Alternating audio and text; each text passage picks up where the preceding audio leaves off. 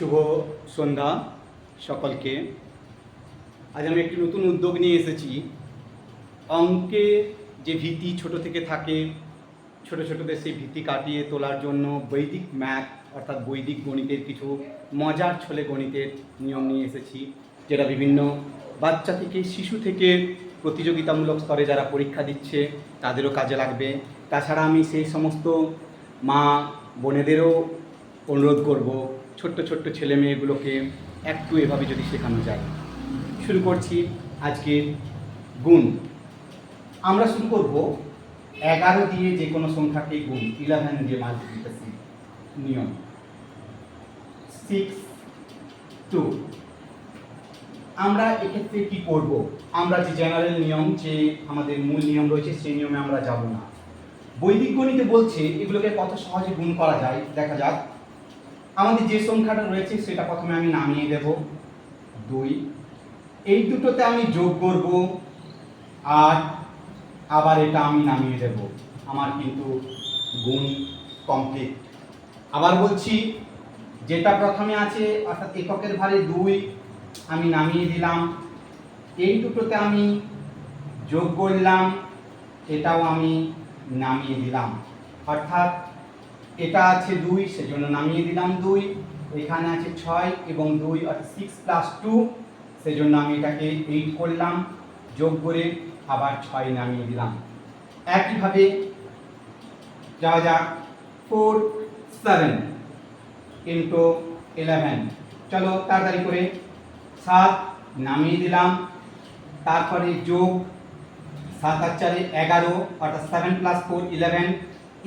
এক্ষেত্রে আমরা যখনই আমরা দেখব 2 ডিজিটের কোনো নাম্বার হবে, আমরা যোগের নিয়মে যেভাবে ক্যারি করি অর্থাৎ হাতে রাখি, সেই রকমভাবে আমরা হাতে 1 রাখলাম, যেহেতু 11 হয়েছে। আবার এখানে 4 নামাতাম, সেইটা যোগ করে দেবো 5।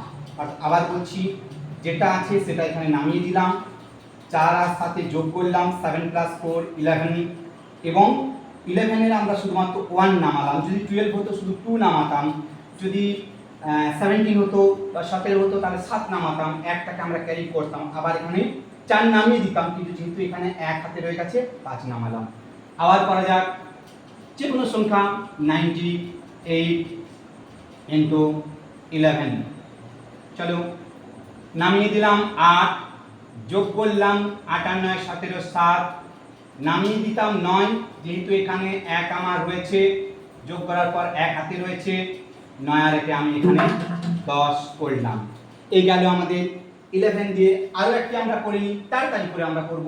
যে কোনো সংখ্যা বলা যাক 92 ইন্টু 11। তাহলে আমরা কি করব? প্রথমে 2 নামিয়ে দেব, 9 আর 2 11, 1 নামাবো, 9 ছিল, হাতের 1 নিয়ে আমি 10 করে দিলাম। এই গেল আমার 11। মনে রাখতে হবে এখানে যেহেতু দুটো 1 রয়েছে, আমি প্রথমে একটা তারপরে দুটোতে যোগ করবো, অর্থাৎ নামিয়ে দিলাম, দুটো যোগ করলাম, 9 আর 17, আবার যেহেতু একা পড়ে গেল এর সঙ্গে আমি করে দিলাম। আর একটি করা যাক 6 8 11।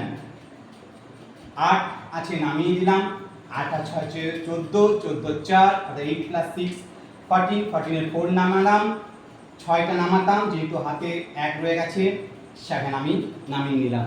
এই গেল আমাদের যে সিরিজ, সেই সিরিজ 11 দিয়ে। এটাই আমি আরও একটা করে নিতে পারি, যে কোনো সংখ্যা 4 9 11।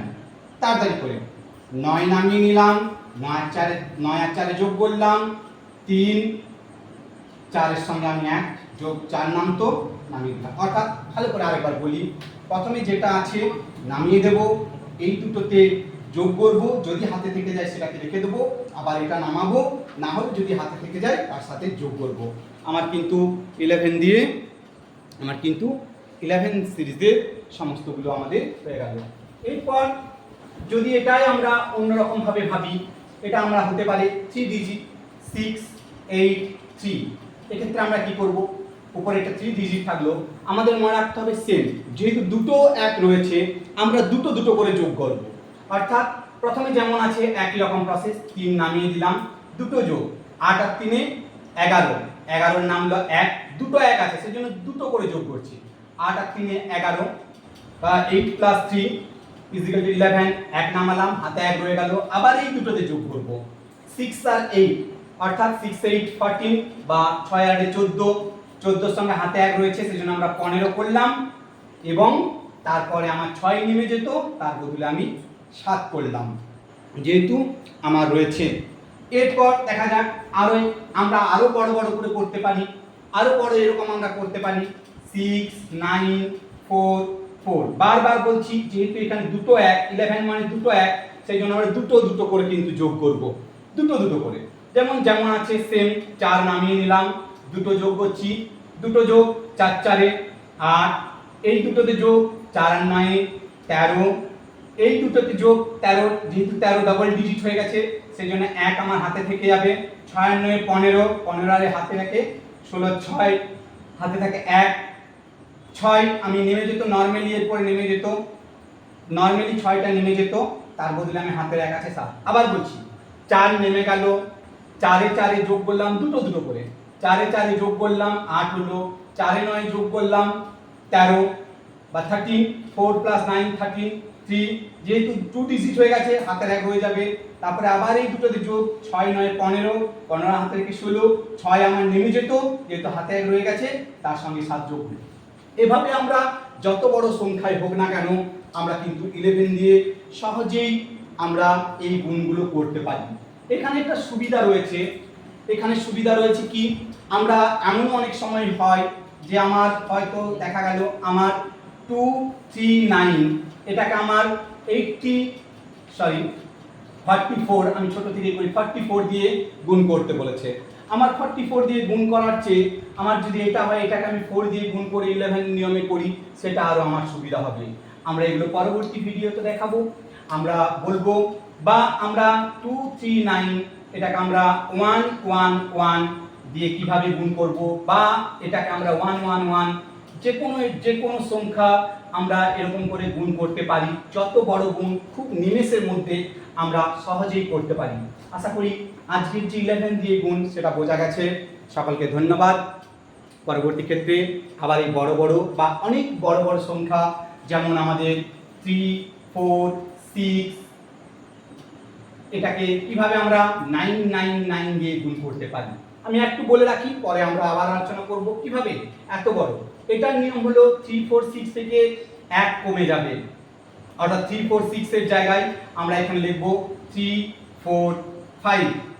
কত সহজ, 3 4 6 এর জায়গায় 3 4 5 লিখলাম, এরপরে এই যে 3 4 5 এটা 999 থেকে বিয়োগ করে দেবো, অর্থাৎ আমি যদি বিয়োগ করি এখানে হলো আমার 4, এটা যদি আমি বিয়োগ করি এখানে হলো আমার 5, এটা যদি আমি বিয়োগ করি এটা 6, এই সংখ্যাটার গুণফল এটা।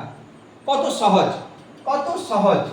আবার ধরা যাক আমার 6 3 9 9 আমাকে গুণ করতে হবে, কোনো ব্যাপার নেই, 6 3 এর এক কম 6 2 এখানে আমার, এবারে এই 6 2 টাকে বিয়োগ করে নেব, এখানে আমার হচ্ছে 7, এখানে আমি করে দিলাম 3, এটার গুণফল হয়ে গেল আমার 6237। এরকম মজার মজার ছোট্ট ছোট্ট গুণ নিয়ে আমরা আসবো। আমি মা বোনেদেরও অবশ্যই বলবো আপনারাও এইগুলোকে ফলো করুন, আপনাদের বাচ্চাদেরকে শেখান, এবং যারা প্রতিযোগিতামূলক বিভিন্ন পরীক্ষায় জন্য প্রস্তুতি নিচ্ছ তাদের জন্য এগুলো খুবই গুরুত্বপূর্ণ। আবার এরকম মজার মজার গুণ, মজার মজার ক্যালকুলেশন, স্কয়ার রুট বা কত সহজে সুন্দরভাবে তৈরি করা যায় আমরা দেখব। সকলকে আরেকবার ধন্যবাদ।